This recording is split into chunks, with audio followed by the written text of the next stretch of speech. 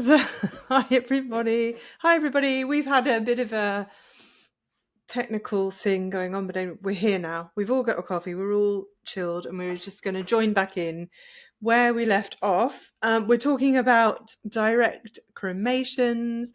We're talking about the emotional impact of direct cremations. A direct cremation might also be known as an unattended cremation, and this is where your person has opted for, or your family has opted for your person to have to be picked up by a funeral director or a direct cremation company, and to have their body cremated and disposed of without anybody in attendance. So there's no ceremony, no vicar, no venue, no celebrant. And we want to talk about just our own personal perception and our own personal thoughts, and that is all they are, around the emotional impact, the potential emotional impact, and how to mitigate against any kind of negativity around that. As professionals, what have we seen in the funeral industry? What are we feeling about it? So I'm going to ask Katie to tell us her, maybe just say 3 things that come to you around emotion, healing, like the journey of grief, and direct cremation. Oh God, just 3 things. But the first thing that comes to mind, I don't know if it's 2 things, but one thing: ritual and ceremony. I think is important to our emotional well-being, and also not just faith-based or religion, but any kind of ritual or ceremony. I think gathering, community, connection, that kind of thing, I think is a huge part. And I also think just understanding. I think having the opportunity to bear witness to a ritual or ceremony in a gathering helps that understanding of that emotional process you're going through. So I think it helps add a level of, maybe the word would be clarity. I'm not saying it's a nice clarity. I'm not saying you suddenly go, oh, I get it and it's great, but it gives you a whole other level of foundation, I think, to your grief. Gosh, she's good at thinking on her feet, this one.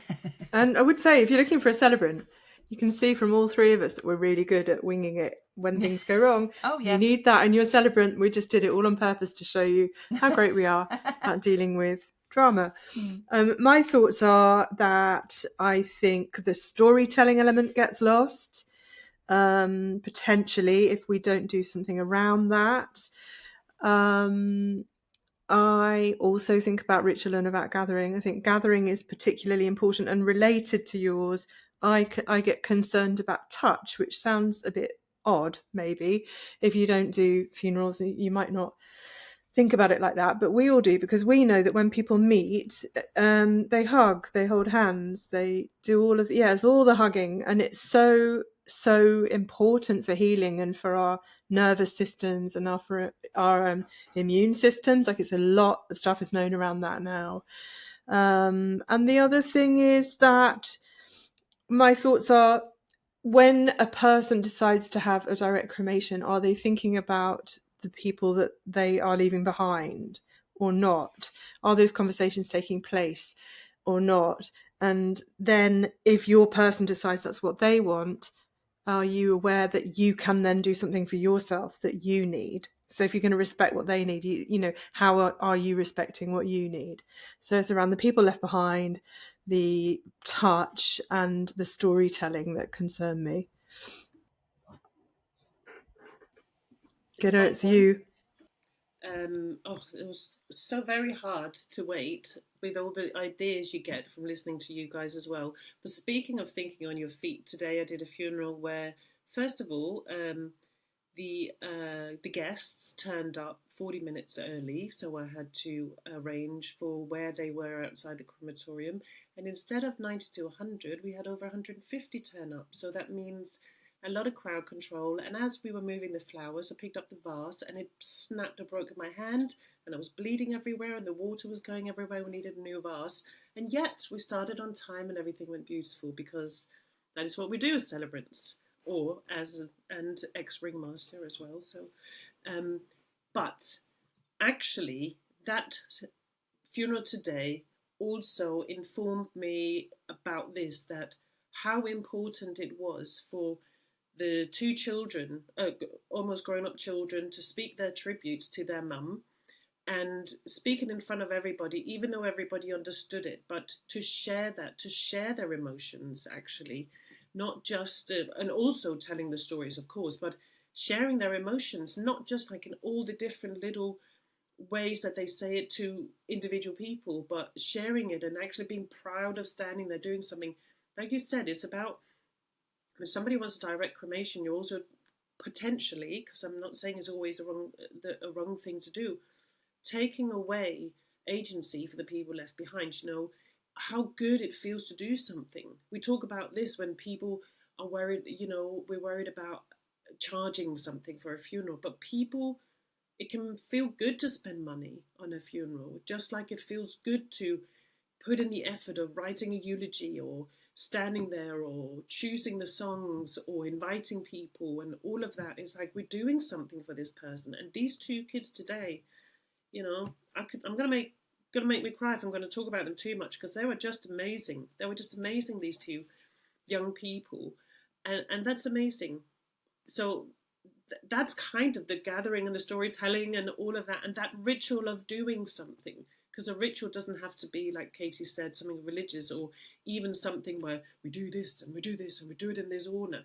The ritual of creating that half an hour or whatever it is, to creating that thing we have put into a shape and a timing and words and all of that, and where the words really mean something.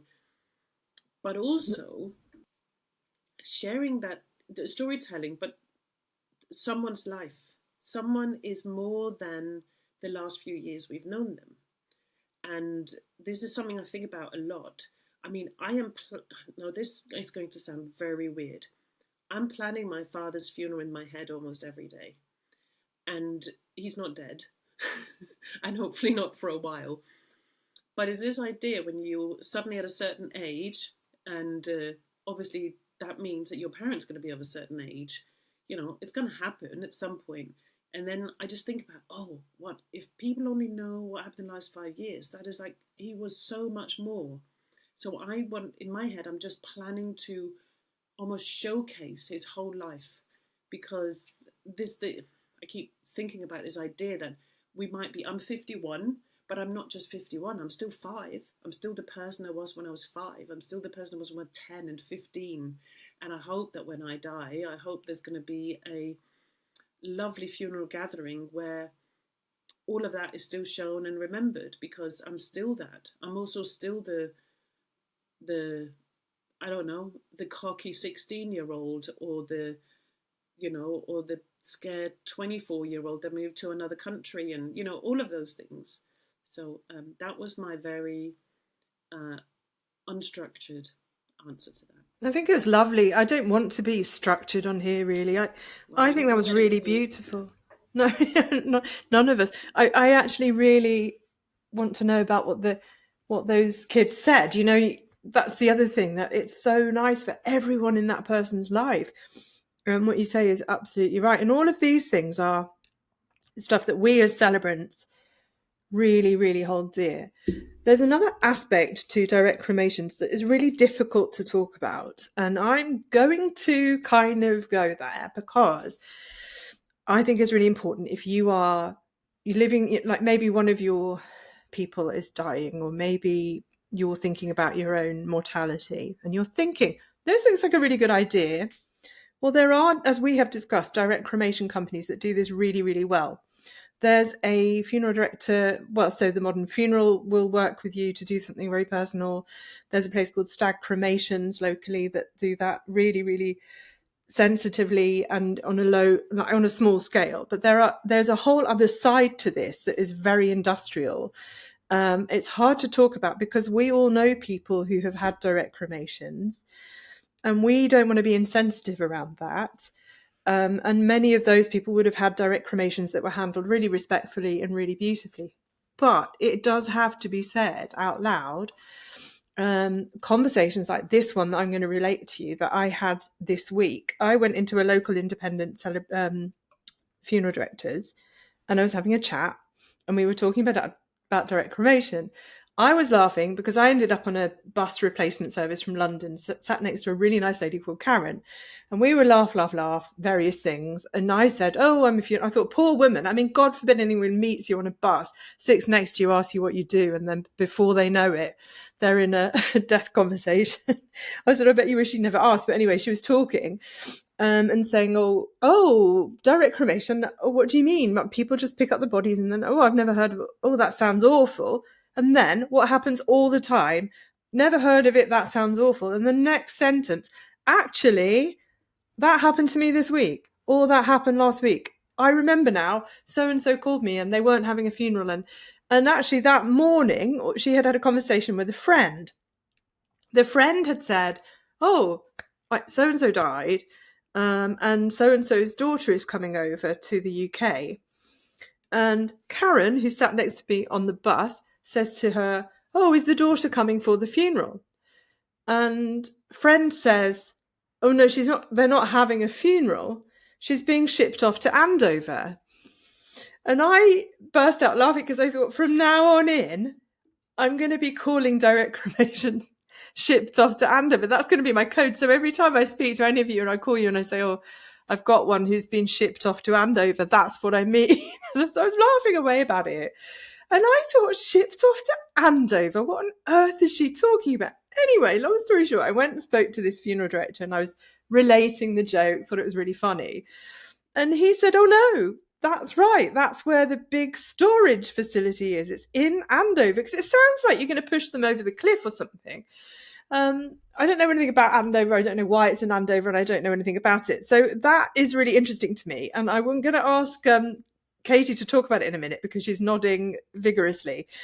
Before I do, he was telling me something we hear a lot from funeral directors, where these big companies call up and say, can you help us to move so-and-so to this storage facility? And then the funeral directors that are independent have to do all the work and drive 8 hours around the country to gather somebody. Oh, there you go. Gitta's got this as well. So I'm going to finish this little story. Then I'm going to get Katie to talk about the facility and then get Gitta to share with us, because they can't wait to share more, which is really, really important. I'm glad I went there now. Anyway, the horrible bit of this is that this person was asked to pick up, this funeral director was asked to pick up somebody on behalf of this big storage facility, and they did not have the right materials, and the person's body had started to decompose and the body fluids were leaking through the bottom of the van. And I said, I want to share this on our podcast, and I don't want to share this on our podcast because I don't want to alarm lovely people who may have gone for direct cremations and not been fully informed about what happens. On the other hand, I want to stop it happening to anyone going forward and make sure that they go to the right kind of direct cremation service. So that was my little story. I'm going to get Katie to tell us about being shipped off to Andover, and then ask Gitta to tell me why she's vigorously nodding, because she looks like she can't wait to share another story for you.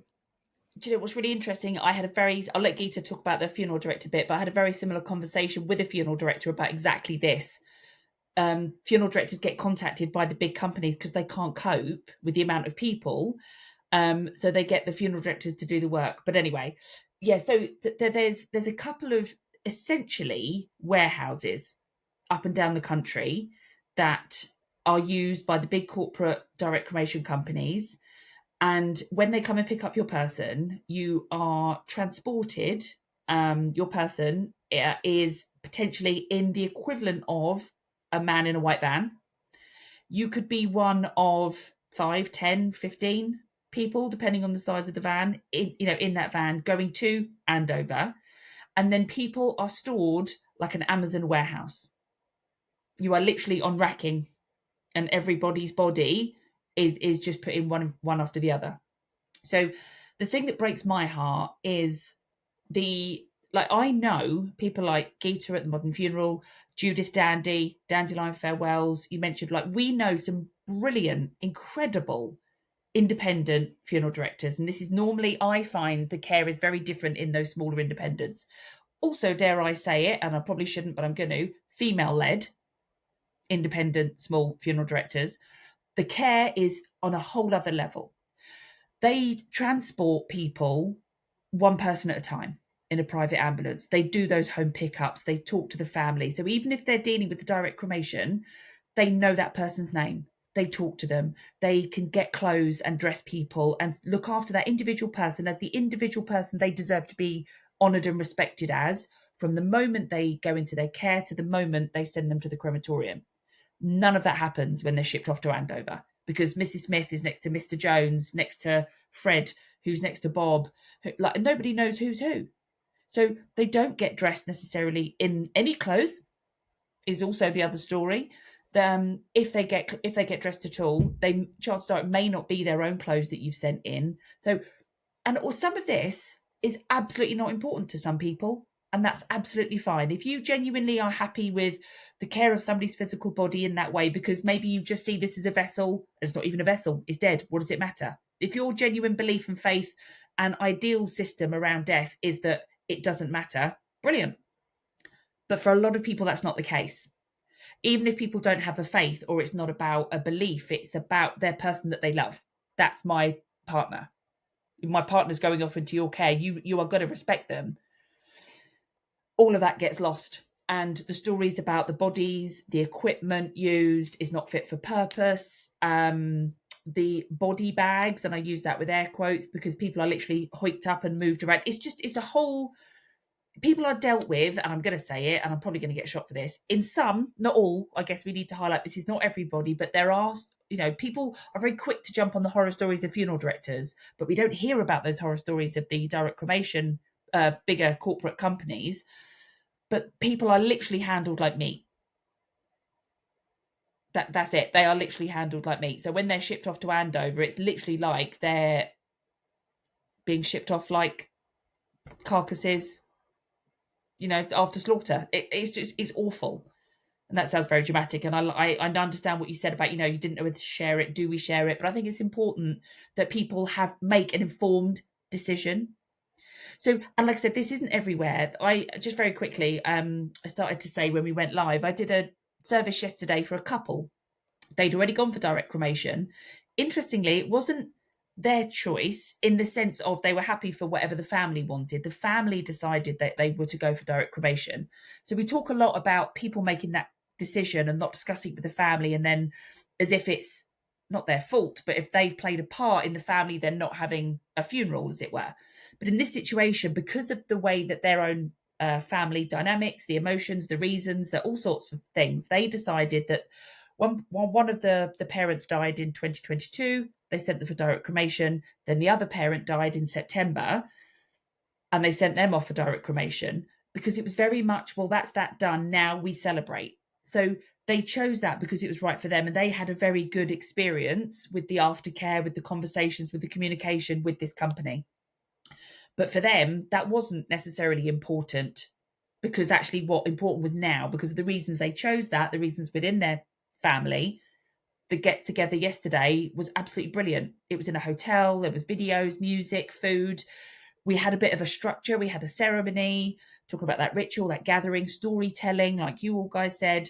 We had all of that, but their choice for the direct cremation, they were very happy with, because it supported their reasons as a family. So the shipping off to Andover, yes, it's a thing. Do your research, people. Speak to people. Ask about the facilities. Ask where your person's going to be kept. Because that's the other thing. They don't know that they're going to be 4 hours away. And we said this with the funeral directors, I think, before. Not all funeral directors have the facilities on site to keep a dead person there with them. So they have to go somewhere else. So check. Ask the questions. So I'll stop there, because this is the kind of stuff we could rant about for ages. I think that's a really, really, really good point, that there is a good way of doing this. Yes. It can really work. It can totally work. We're not against it at all, No. but you do need to know that there's a distinction. And you do need to know you then have I think choice. we should do, you have choice. And I think we should do a little checklist of questions for people as a resource. Questions to ask your people, whoever it is that's dealing with your direct cremation. Yep. Have those questions at the ready. We'll get that together for you. Do you want to share what you had to share? Yeah. So, where to start with all of this? So, being handled like meat is grueling. Also, as a vegetarian / vegan, I think that no creature should be, whether human or animal, which We're animals too. We are should be handled the way the meat industry does. So it's maybe feels even worse to think about somebody that you loved not being handled well.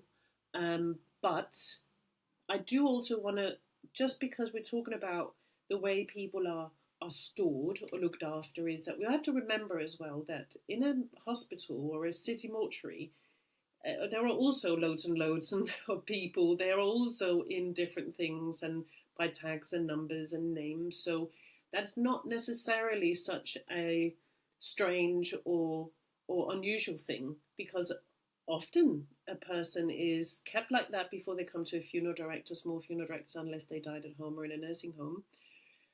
But even in a hospital or in a city mortuary as well, there is a procedure, there is a care, and it's also generally under the council that have, other good procedures. It is not done in a, well, excuse me, in a with a capital mindset. It's not done for profit making. And I think maybe that's where it comes in, where these big companies or national companies, it is a service that they have created to, as a business, to earn money and to earn profit. But the other side of that is also what we haven't talked about, is the reasons for someone choosing it is often budget, because a direct cremation, and especially with a national company, can be a lot cheaper. Even it can be hard for a local funeral director to, even with the lowest price they come up with, to compete with that. However, often it's not so far off as you think. And if it means that you know where your person is, you can view them, you can even go and see them off as they leave the funeral director or wave at them at the crematorium, it might be worth a few hundred extra quid. So that's it. But we do have to acknowledge as well that it's a very big reason for people choosing that, and that is very fair. Funeral poverty is a big deal. Like any poverty, the cost of living, the cost of dying. They go hand in hand too. It's a really, really good point. Did you have something to say about transporting and Well, being used in that way? well, only what I said about how people are being handled and how they're being stored. I don't have I just know of someone who does transport and who also knows through them that is, how that's being handled and stuff. So and that, if you're doing it for profit, you might not invest so much in the right equipment for that. But I don't know for sure about, I don't have any evidence of that. But I think it's important to understand that it's understandable that if this is all you do, and you don't do ceremonies, you don't do family meetings, you don't do all of this, then your goal is to be efficient, functional and efficient, because that's how they can make it cheaper as well. So it's understandable, but we have to consider, is that what you want for this one thing that you can only do once? You can't redo this. You can't redo a funeral. Yes, you can have a memorial later, but that's not the same thing. You can't redo how you do this last act for a person, because it is the last act. And, we're very, very busy with living, which is great. It takes up most of our life. The dying doesn't take so much time, but it can't be redone. You can get married a few times if you like. You can have several children, you can do all of these things, but the act of dying happens once. So, and that doesn't mean you should have put a big pressure on it, but it just means that you've just got to consider your priorities as well, for yourself and for, if you're the one handling the funeral or the handling the death of a person. And I've probably forgotten lots of other points, but that's where it led me. No, can I just say, I think you've raised a really good point there. We often talk about the reason for a funeral. We say, is it for the person that's died or is it for the people left behind? I think the other way to look at it is to look at the two parts to a funeral, like you just said. Is it, to someone, if you've just lost your person, you can think for a minute, what is the most important thing? Is it how my person's body is now cared for? Or is it what I do later on down the line, whether it's the next day or 5 years down or whatever it might be? And I think that gets lost sometimes. And that's what we're asking people, I think, with this. When it comes to direct cremation, we're asking people to think about what really matters to them. It's not about whether even how you celebrate or the stories you tell, maybe it actually goes down to that raw, very first decision of, do you consider the care of your person's dead body? Like, where is that in your list of priorities? Do you have a faith or a ritual or a tradition within the family that you feel that your person's body should go through? Should it be done by a person of the same gender? Should it be done facing a certain direction? All of those things, those ritual, if you want to look at it from a faith perspective, if somebody deems that the aftercare and disposal of the body, I don't like that phrase, but you know what I mean, if that is the most important element, then actually maybe direct cremation, or an unattended cremation is the best thing to do, but you've got to make sure you find the right person to do it. You can be involved as well as the other thing. If you go to a funeral director and it is important that for you, religion or otherwise, it's important for you that you are the one that washes mum's body. You are the one that dresses her. You are the one that does her hair, or you want to paint her nails, or you just want to be present to witness the after death care. You have that opportunity if you go to an independent funeral director. You don't get the opportunity if they're shipped off to Andover. So I think that's a really good point, Gita, that you raised. I think people need to be brave enough to sit with that and identify where that sits within themselves. Is it a priority? Do I care? Do I not want to know? And actually, is the most important thing that we gather in the pub the following week and we raise a glass at Friday at 4:00 because that's when we always met. If that's the priority, great. You can give less thought, consideration, and money maybe to that after death care. However, if that's the most important thing, maybe you go with the budget prosecco and put those few extra quid to an independent funeral director who can do that aftercare in the way that you need and want.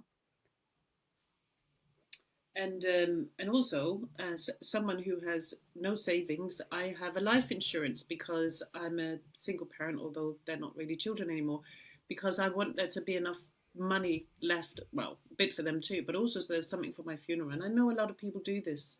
So, it's one way of making sure, no matter what people choose afterwards, because once you're dead, you can't really do much about it, to be honest. So that's another thing. But yeah, I think it's all about priorities, and sometimes you can make those choices beforehand. You can write them down or talk to people about it or go on a podcast and tell everyone what you like. For example, as you know, I will come back and haunt you if I'm wearing any animal print. For example, you were talking about the body before, and I think actually the body is something we're often scared of talking about. But if the body is important, and I know that's something, I mean, you obviously deal with a lot, Katie, because you work in hospices, as you work as a midwife, and also celebrate me as a funeral director. But as a humanist, for example, I believe that my body is me. There is nothing outside of my body. So when I die, that is me. That body is me. I'm not just a vessel. That is me. That is every atom in my body is the same as my thinking and my thoughts and my feelings. It's in my body too. And for example, I don't like the idea of being in a fridge. It's necessary, but the shorter amount of time I can spend there, the better. So, so those are the sort of things that we don't always think about. Those things, and maybe I'm going off track here, but I think the point is just that we can ourselves think about priorities and share them. Which maybe this can be a segue to another episode where we talk about leaving wishes for after our death. I think that's a really good idea. List, Like we've got 2 minutes left, which is maddening. Yeah, I think we should. Well, Sorry, do you have anything else to say? Can I just plug and direct people towards my podcast? Only because I just did an episode with Judith Dandine, who I mention regularly, and she talks a lot about the after death care. So this whole second series of the Dying for a Cuppa, which is the podcast, has been talking with people about their real life experiences of dying and death. And I thought it was a great way to end, although I did add another 2 episodes on, but it was a great way to end with Judith actually talking about what dead looks like. And also talking about, and she does so beautifully and so tenderly, she's so eloquent and articulate with it. She's a lot more thoughtful in her words probably than I am, but we do delve into what after death care can look like, and I think she's just a perfect example of how it can and should be done right and well and respectfully, whatever somebody's faith is. So if people are interested a little bit more about the technical bits from a funeral director perspective of after death care, please do check out my Dying for a Cuppa podcast with Judith. That's such a good idea. And I'm having the funeral director that I spoke to come on with another funeral director from Suffolk, and I'm going to get them to talk about their respective experiences as well. So when that comes up, we'll tell you about that as well. I think this thing about priorities is really interesting, because it might well be that your priority is to not waste your money. Make sure your children have the inheritance. You're not bothered what happens to you after you die. You don't need a ceremony. You're not bothered about a funeral. But that is not the same as saying, I don't care what you do with my body.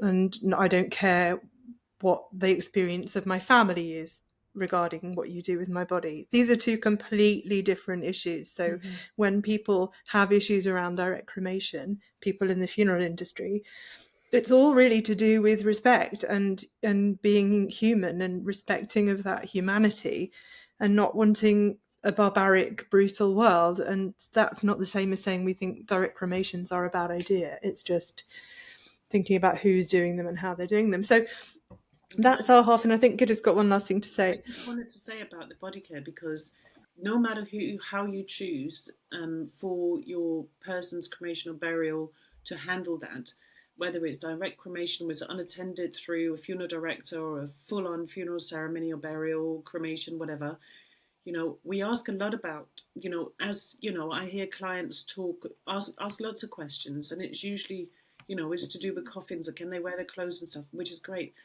But we make a point of saying how we only practice natural body care, and sometimes more into details, but only if they want to. But actually, like what we were all saying, and Katie was saying there about how ask those questions, maybe don't just ask questions, also say what you want, because otherwise it could be standard of care, and you might not know what that means. You might not know that what it means, like to be in the fridge for long. Not that actually it just keeps your body better; it's not a problem, and all of those things. And you can ask for things, and if the person or people dealing with it can't handle that, then you'll also know whether that is important to you or not. I think this is really great. I think we'll have a chat after this about what we want to do for next week. But next week we're going to be technical issues free. Everyone's internet's going to work. Everyone's speakers are going to work. And it's all going to be seamless. And if it's not, we're going to handle it like the pros that we are. So you can find me at crazydiamondcelebrations.com and on Instagram as Crazy Diamonds Funeral Queen. You can find Katie at katiesoulmidwife.com. KTC Soul Midwife at katiesoulmidwife.com, KTC Soul Midwife on Instagram, and Katie Costello Soul Midwife Funeral Celebrant on Facebook. And I'm LinkedIn and all that jazz.